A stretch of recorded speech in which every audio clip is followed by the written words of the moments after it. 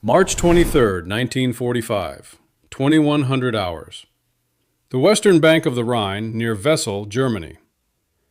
German artillery observers had spent the preceding weeks confirming what 3 years of Wehrmacht doctrine already held as settled fact. The Rhine, 1,300 feet wide at this stretch, with a current running 8 to 10 knots, could not be forced against organized resistance without weeks of conventional bridging work, assault boats shuttling under fire, pontoon construction exposed to artillery the entire time, a sequence of vulnerable phases that gave a defender repeated opportunities to concentrate fire on a known, fixed crossing point. The river had held this reputation for 2,000 years, since Roman legions had treated it as the practical eastern limit of their European frontier. German military engineers in March 1945, watching a Reich collapsing on every other front, still treated the Rhine itself as the one calculation that remained sound, the last line on the map that German planning still believed it fully controlled. 2,000 men of the 51st Highland Division's 7th Battalion, Black Watch, entered the water that night, not in assault boats requiring repeated round trips under fire and not waiting for engineers to complete a pontoon span under bombardment, but aboard a vehicle German intelligence had observed repeatedly in 3 previous campaigns and consistently filed as irrelevant to river warfare. A boat-hold amphibious truck the U.S. Army designated the DUKW. This is the story of how a vehicle born from a stranded Coast Guard patrol boat on a Massachusetts sandbar became the specific instrument that turned Germany's 2,000-year-old natural fortress into, in the words of one Allied after-action assessment, something closer to a ferry crossing than a battle, and why German intelligence, despite having documented the vehicle's existence at every major Allied landing since 1943, never once allowed itself to imagine the actual scale on which it would be used. The DUKW's origin traces to a specific, almost incidental engineering problem.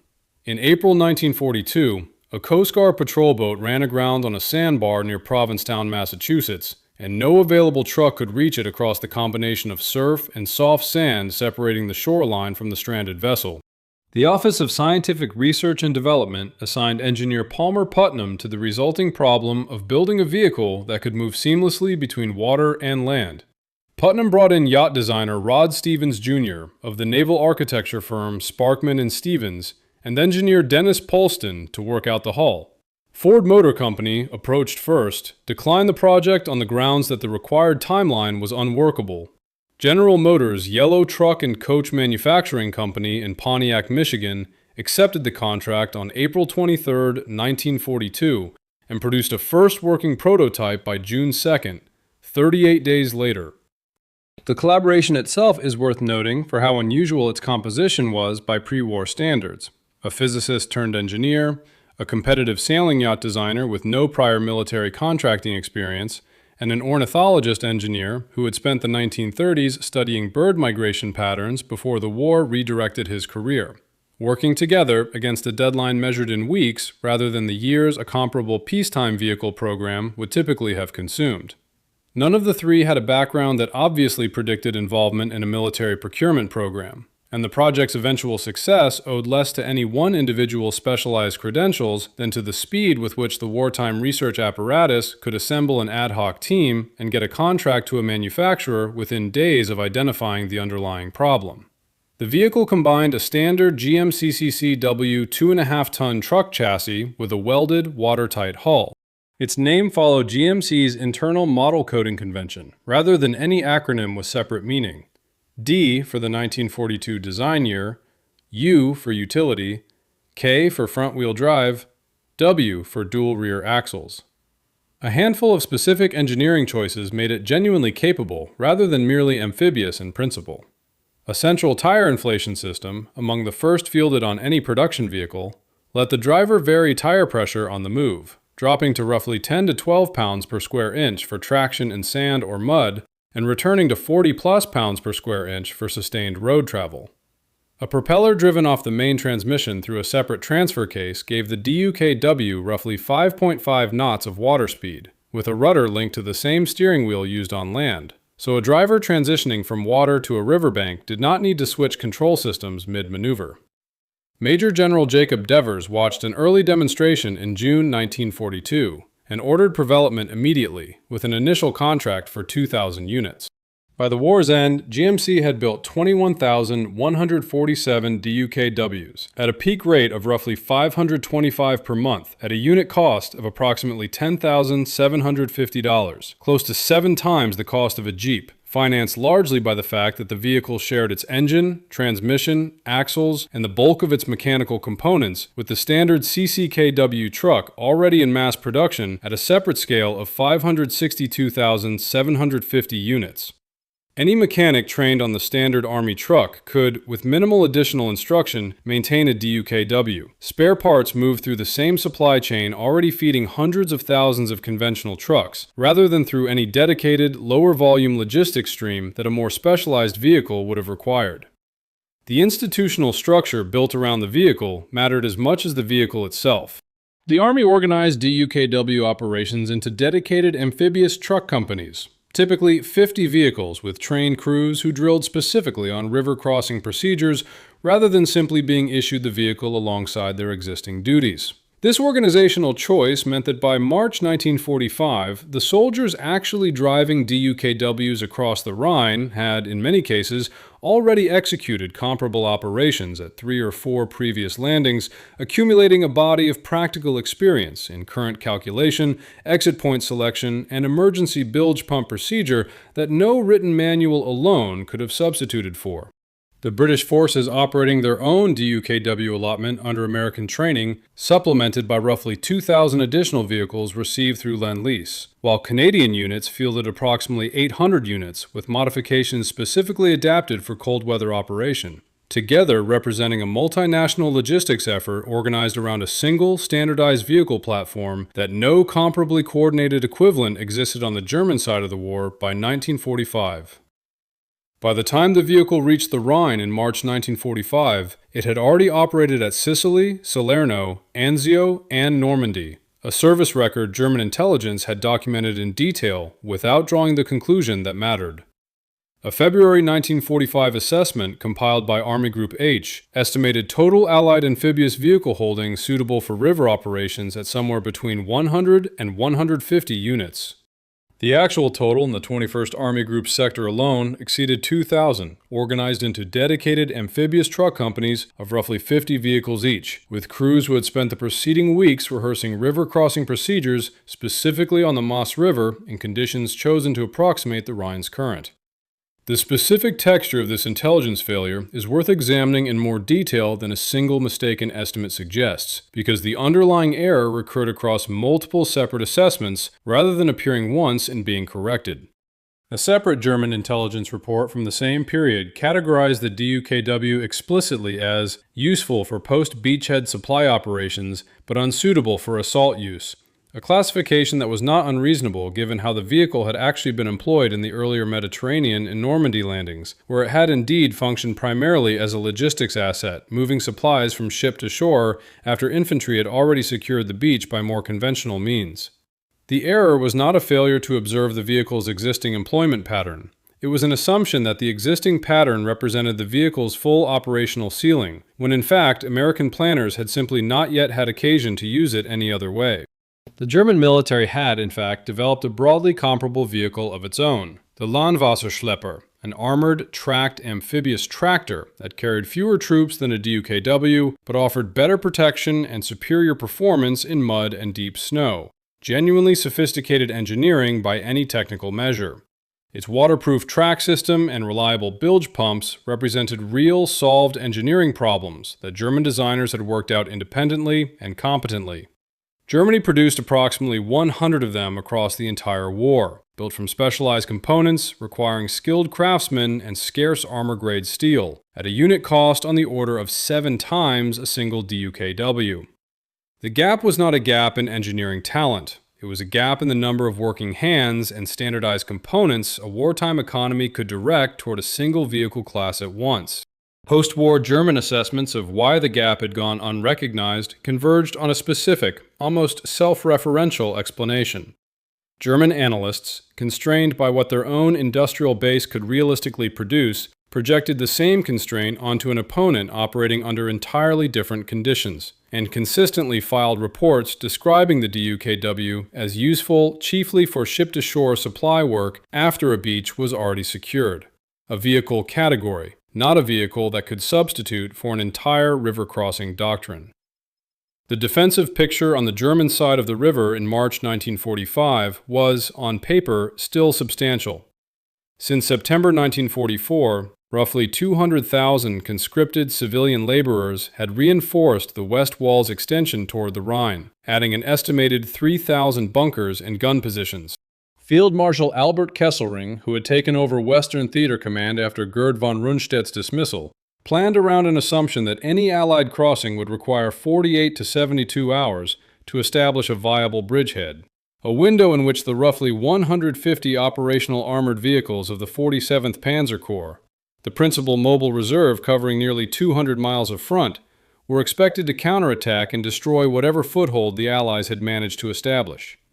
The mathematics behind that 48 to 72-hour assumption were not arbitrary. They derived from a careful, technically sound calculation of how long conventional pontoon bridge construction actually took under realistic combat conditions. Engineer units measured against known rates of progress, adjusted for expected interdiction by German artillery and air defense, cross-checked against the Wehrmacht's own extensive experience building and defending river crossings on the Dnieper, the Seine, and elsewhere across 5 years of continuous combat on multiple fronts. Kesselring's planning staff had, in a narrow technical sense, done the arithmetic correctly. The arithmetic simply described a different operation than the one Allied planners had actually decided to run.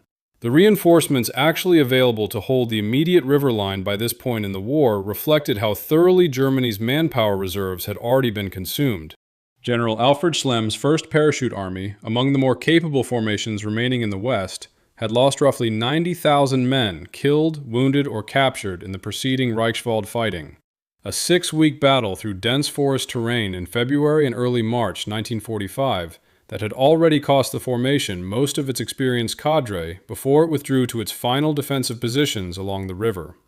Many of the units actually defending the riverbank by late March were Volkssturm formations, older men and adolescents with a few weeks of training, armed with whatever weapons remained available, frequently distinguishable from civilians only by an armband rather than a proper uniform.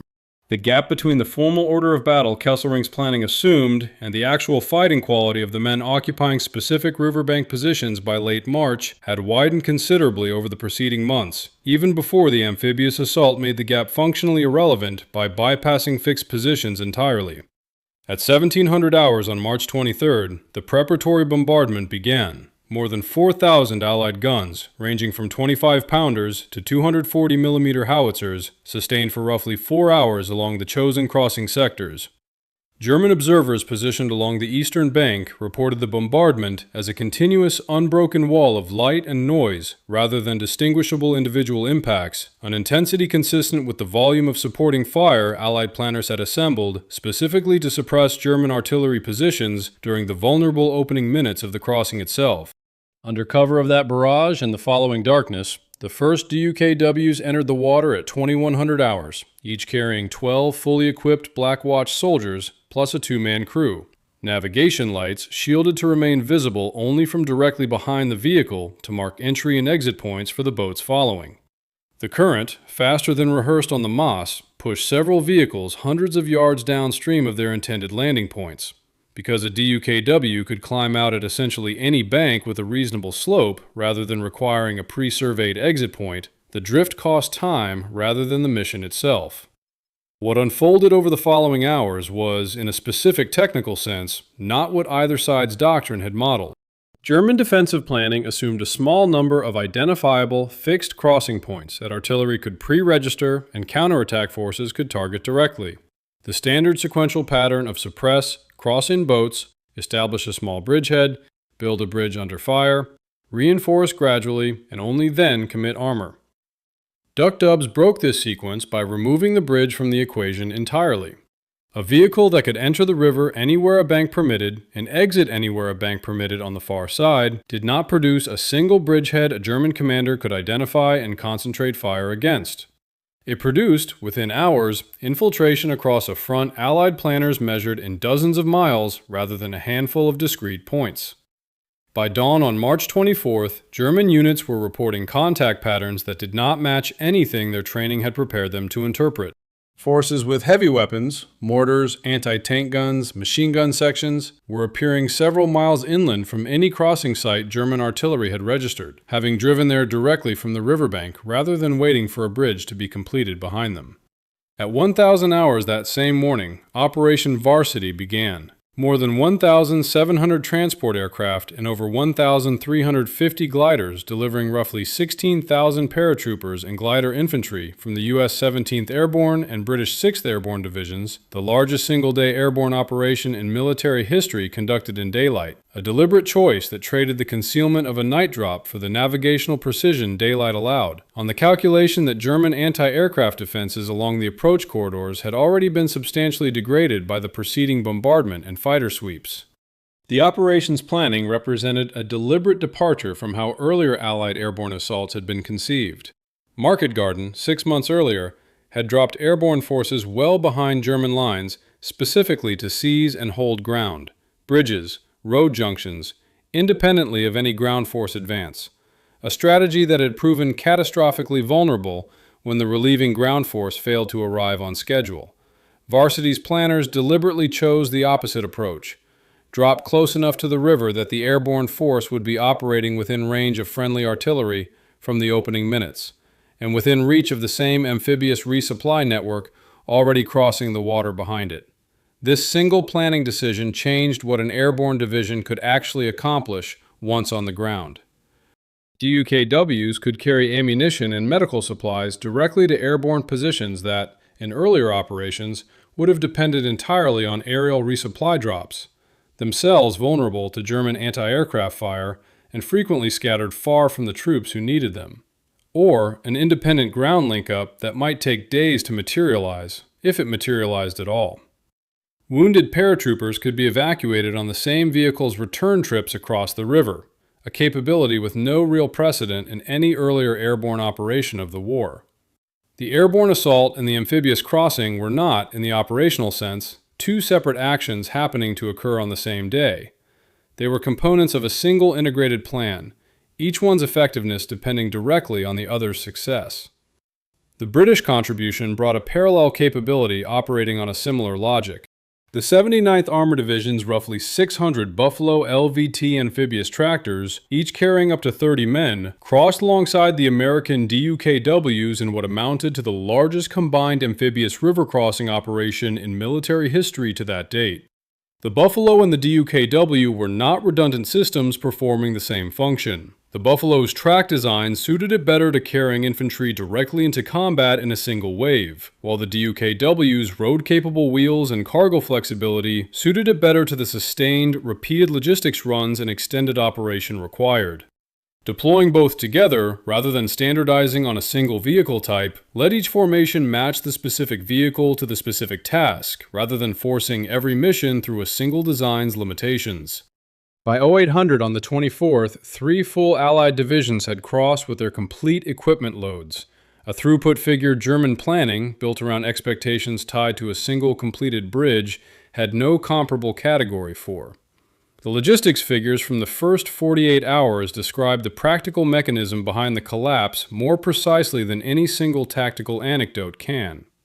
DUKWs completed roughly 5,000 individual crossings in the operation's first 3 days, moving more than 15,000 troops, approximately 1,200 vehicles, and an estimated 3,000 tons of supplies, while evacuating roughly 2,000 wounded in the same window, a volume the U.S. Army's own post-war assessment estimated would have required a minimum of 2 weeks using conventional bridging methods working under continuous attack. Individual amphibious truck company commanders reported sustained throughput on the order of 50 DUKW crossings per hour at a single site, each vehicle carrying either roughly 2.5 tons of cargo or up to 25 men, a continuous figure rather than a single dramatic surge, maintained around the clock for the better part of 3 days. What this sustained rate actually eliminated in operational terms was a specific vulnerability every previous river crossing in the war had shared, regardless of how well it was executed: the period immediately after an initial assault wave, when the attacking force held a foothold too small to be self-sufficient and depended entirely on a bridge not yet built to bring across the heavy weapons, ammunition, and reinforcement that would let it survive a determined counterattack.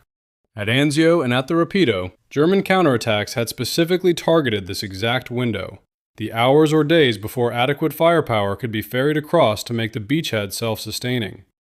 The Rhine crossing compressed that vulnerable window from days to, in practical terms, a matter of hours at any given point along the front, because the DUKWs delivering ammunition and anti-tank guns were running on the same continuous cycle as the DUKWs that had delivered the initial assault troops, rather than waiting for a separate, slower bridging phase to catch up. German command's documented reaction tracked the same arithmetic from the losing side. Reports reaching Army Group B description contact occurring simultaneously at points along a front reported as roughly 22 miles wide, well beyond what available artillery could engage as discrete targets, even with every gun in range committed to counterfire. One Panzer Brigade surviving after-action diary, recovered after the war, records an attempted counterattack toward what its commander expected to find as a conventional bridgehead, and instead finding Allied forces distributed across a roughly 15-kilometer front, with what the diary describes, in essence, as no identifiable center to attack. The counterattack failed at heavy cost against a target that, in the doctrinal sense the diary's author had trained to recognize, did not actually exist. The operation's exploitation phase, beginning March 27th, extended the same logistics advantage directly into the subsequent armored advance. The U.S. 2nd Armored Division, known within the Army by its nickname, Hell on Wheels, earned through its combat record from North Africa through Normandy, was among the spearhead formations pushing east once the bridgehead had widened sufficiently and advanced roughly 50 miles in a single day on the 27th. That pace, in any previous river crossing operation of the war, would have required a deliberate operational pause while engineers completed bridges and supply stockpiles built up on the far bank before an armored breakout could even begin. DUKWs running the same routes that had carried the initial assault troops now carried fuel and ammunition directly to the advancing tank columns, scouting river crossings ahead of the main body and establishing supply points before the armor itself arrived, eliminating the traditional operational pause almost entirely. German resistance east of the Rhine fragmented into isolated pockets specifically because units that had prepared defensive positions anticipating a bridgehead to counterattack found themselves bypassed by an advance that, by this stage of the operation, appeared to be moving everywhere at once, rather than along a small number of predictable axes. The human cost, while substantially lower than a conventional assault crossing would have demanded, was real rather than negligible. Combined Allied casualties for the river crossing and airborne operations together totaled 6,781, 3,968 British and Commonwealth, 2,813 American, with the 17th Airborne Division alone losing 430 killed in a single day, much of it to anti-aircraft fire striking transport aircraft before troops could exit. Several DUKWs evacuating wounded were lost outright to German artillery fire with their occupants aboard. Speed and dispersal reduced the German Army's ability to concentrate fire, but did not eliminate the risk to any individual vehicle crossing open water under observation. Civilian populations on the eastern bank, caught directly in the path of an advance that had compressed what might otherwise have unfolded over weeks into a matter of days, experienced the crossing's aftermath with comparably little warning. German civil authorities along the immediate river line had, in many documented cases, organized evacuation plans premised on the same multi-week timeline German military doctrine assumed for any conventional crossing, leaving many towns and villages within the first several miles of the eastern bank still occupied by their civilian populations when Allied troops, having bypassed rather than methodically cleared the area, arrived well ahead of any organized evacuation effort. German losses, by contrast, were close to total for the formations actually holding the immediate river line. The 1st Parachute Army effectively ceased to exist as a coherent fighting force within the operation's first 72 hours. More than 16,000 prisoners were taken in that same window, a substantial proportion abandoning fixed positions once it became clear the river itself had failed as a defensive feature, regardless of how well any individual position had been prepared. Field Marshal Walter Model, commanding Army Group B, found his remaining forces divided and progressively encircled in what became the Ruhr Pocket in the days that followed. His final order, issued March 29th, released his soldiers from their oath of obedience rather than continue ordering further resistance. Model himself died by suicide on April 21st rather than surrender. The psychological dimension of the collapse extended beyond the immediate sector. News of the crossing's speed reached German forces holding mountain positions in northern Italy within days, and several units there began withdrawing from positions they had held for months, specifically because the operational logic underpinning their own defense, the assumption that natural terrain features could substitute for adequate manpower and material, had just been publicly disproven on the war's most symbolically important river. Field Marshal Kesselring's own subsequent assessment, written after his transfer to overall theater command in the war's final weeks, identified the speed of the Rhine collapse as a specific and direct contributor to the broader erosion of German troop morale across multiple fronts simultaneously, distinct from and additional to the purely material consequences of the First Parachute Army's destruction. Winston Churchill personally crossed the river on March 25th, a detail that is not embellishment, but a documented historical episode, recorded by multiple members of his traveling party, including Field Marshal Montgomery and General Alan Brooke. Having first observed the operation from a demolished railway bridge at Wesel, Churchill boarded a landing craft against the explicit advice of his own security detail, and, by most accounts, against Eisenhower's standing instructions regarding the Prime Minister's personal safety, and spent roughly half an hour on the river's eastern bank while German artillery fire continued to land within range of the small party. Churchill's own later account of the episode, recorded in his post-war memoirs, treats the moment with the kind of self-aware theatricality typical of his wartime writing generally, a deliberate, symbolically loaded act rather than an impulsive lapse in judgment. He understood precisely what it would mean, in terms of how the war's narrative would be told afterward, for the sitting British Prime Minister to stand on German soil east of a river that had defined the practical limit of foreign incursion into Germany for the better part of 2,000 years. The episode carried no military necessity whatsoever. What it demonstrated, almost incidentally, was the specific operational consequence of dispersed amphibious crossing rather than a single bridge. A crossing did not require shutting down a critical, single choke point of military traffic to accommodate a high-value, non-essential visit, because no single choke point existed for the operation to depend on in the first place.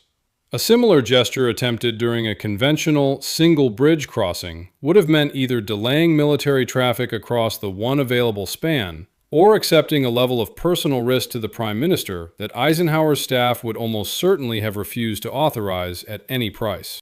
The U.S. Strategic Bombing Survey's post-war analysis estimated the speed and breadth of the crossing shortened the European war by roughly 3 weeks compared to what a conventional, sequential river assault would have required, time German forces would otherwise have used to establish a new defensive line east of the Rhine, complete planned demolitions of additional infrastructure, and potentially pursue some form of negotiated settlement before total collapse.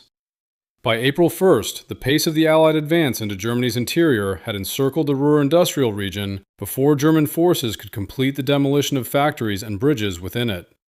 General Omar Bradley's own post-war estimate held that a conventional crossing, assault boats, bridge construction under sustained fire, gradual phased reinforcement, would have cost a minimum of 50,000 Allied casualties against the 6,781 the amphibious operation actually incurred.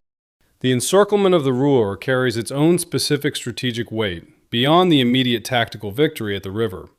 The region represented, by most contemporary economic assessments, close to the last substantial concentration of German heavy industry still capable of meaningful war production, after years of strategic bombing had degraded output elsewhere.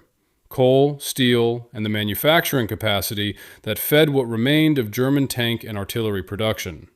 A German defensive line that had successfully reconstituted itself east of the Rhine, even temporarily, would have bought time for at least partial dispersal or continued operation of Ruhr industrial capacity. The speed of the encirclement foreclosed that possibility before German planners had any real opportunity to attempt it, compounding the crossing's tactical effect with a distinct and separately significant economic one. The broader strategic effect rippled beyond the Western theater entirely. Soviet forces, monitoring the pace of the Western Allied advance through their own intelligence channels, recognized that the gap between Western and Soviet forces converging on central Germany was closing faster than originally projected, a development that contributed to the urgency behind the subsequent Soviet push toward Berlin in April, with both Western and Soviet command structures increasingly oriented around the question of which army would occupy which portions of a rapidly collapsing Reich. The Rhine crossing did not single-handedly determine the post-war division of Europe, but it materially accelerated the timeline on which both Western and Soviet forces were operating in the war's final 6 weeks, with consequences for occupation zones that outlasted the war itself by decades. Several senior German officers interviewed or writing in the years immediately after the war converged on a specific and consistent explanation for the intelligence failure, rather than offering excuses about resources or timing.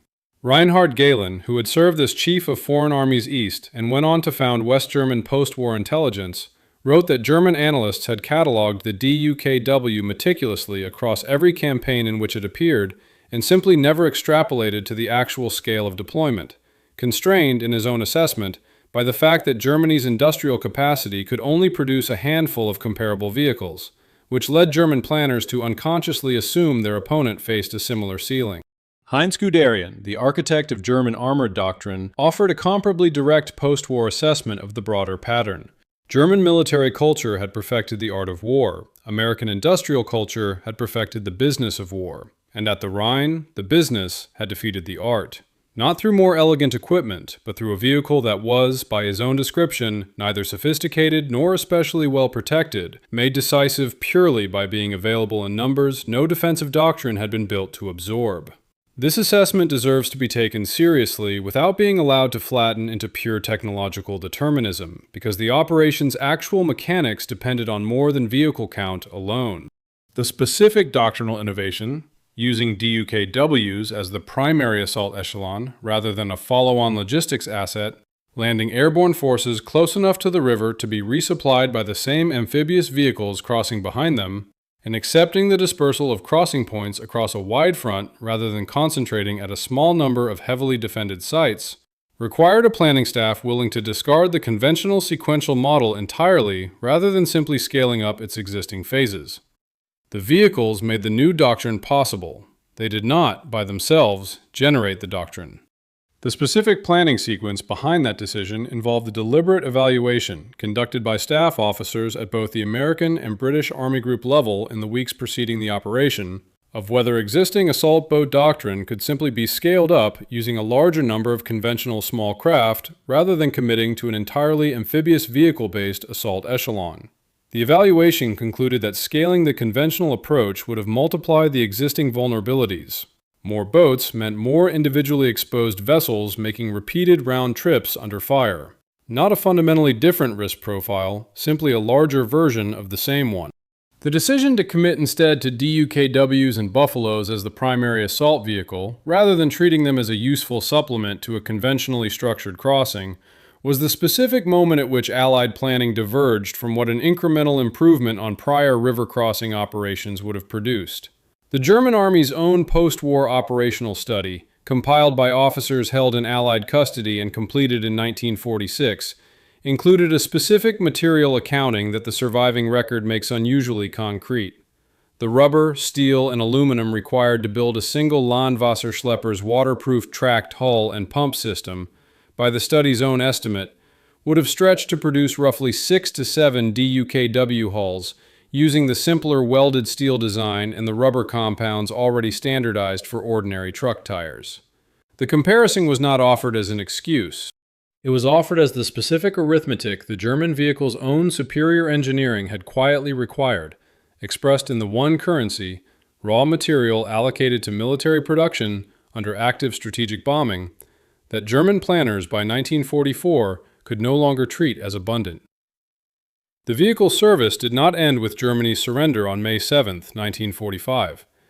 DUKWs continued operating across the European theater in the immediate post-war weeks, crossing the Elbe and the Danube and numerous smaller rivers as occupying forces consolidated control, and were used directly in the evacuation of concentration camp survivors too physically weak to be moved by any conventional vehicle, and in delivering food to civilian populations in areas where bridges remained destroyed and ordinary truck routes were impassable. The specific qualities that had made the vehicle decisive in combat, the ability to ignore a destroyed bridge, the simple truck-based mechanical design that required no specialized maintenance, translated directly into humanitarian utility once the fighting stopped, without any modification to the vehicle itself. This dual application is worth noting precisely because it illustrates something about the underlying industrial philosophy beyond its narrowly military application. The same welded hull, truck chassis construction that let the DUKW absorb small arms damage and keep running with a hand-operated bilge pump rather than a dedicated mechanical system also meant a unit damaged beyond field repair could be stripped for parts that fit directly back into the standard 2.5-ton truck fleet.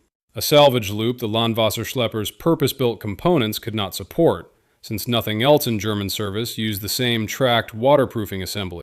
A wrecked DUKW was not waste, it was inventory. The broader military lesson outlasted the specific vehicle by decades. NATO planning through the Cold War treated river crossing capability across Eastern Europe's extensive network of waterways as a standard, rather than specialized, component of any large-scale ground operation. A direct inheritance from the demonstrated effectiveness of mass amphibious deployment at the Rhine. Soviet military planners, who had observed the operation through their own liaison officers attached to Allied headquarters, subsequently developed their own extensive families of amphibious vehicles for armored and motorized rifle formations, treating the capability as baseline equipment for any force expected to operate in continental Europe's river-dense terrain, rather than as a specialized asset held in reserve for occasional use. The Rhine had, in one specific sense, never actually been crossed in the way 3 centuries of European military planning had defined river crossing, through concentrated force breaking a defended point.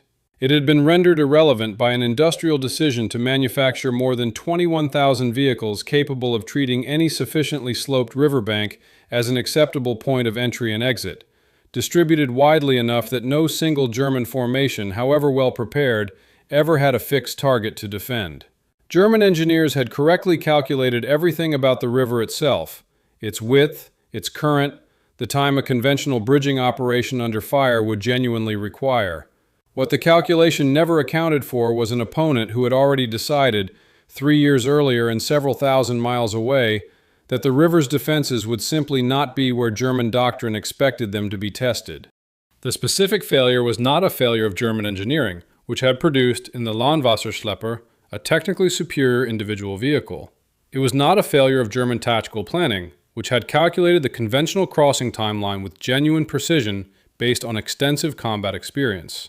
It was a failure located precisely at the point where German analysts, evaluating an opponent's capability, projected their own production ceiling onto an economy that had never shared it. The same error in miniature that had shaped German assessments of American industrial capacity across multiple separate weapon systems and theaters throughout the war, here producing its single most geographically decisive consequence on the one river line German strategy had spent 2,000 years treating as immune to exactly this kind of surprise. The DUKW was, in the end, a remarkably unglamorous instrument for the role it played. It carried no armor worth the name, no weapon beyond whatever machine gun its crew chose to mount, no quality that a German staff officer studying a captured specimen would have flagged as decisive. Its decisiveness existed entirely in a column of production figures, multiplied across thousands of identical units built from parts already on an assembly line for an entirely different purpose, and in the willingness of American planners to commit that unglamorous volume to the single tactical role conventional doctrine on both sides of the river had always assumed only a proper bridge could fill.